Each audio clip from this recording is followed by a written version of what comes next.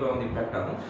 இன் tyre 3 வந்து இந்த மாதிரி உங்களுக்கு டிஸ்டர்பன்ஸே வரும். எந்த பர்டிகுலர் சர்க்யூட் வேணுமோ அந்த பர்டிகுலர் சர்க்யூட்டை டவுன் பண்ணிட்டு நீங்கள் ரிப்பேர் பண்ணிட்டு திருப்பி நீங்கள் அப் பண்ணிக்கலாம். Other circuit or other equipment will support your entire data center operation.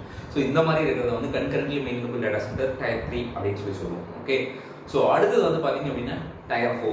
So tier 4 வந்து பார்த்தீங்கன்னா ஜென்ரலாக சொன்னால் his fault tolerant data centre அப்படின்னு ஃபால்ட் டாலரண்ட் சைட்டுன்னு. இந்த ஃபால்ட் டாலரண்ட் சைட்டையும் வந்து நம்ம வந்து பார்த்தீங்கன்னா concurrently maintainable data centerன்னு சொல்லி நம்ம சொல்லலாம்.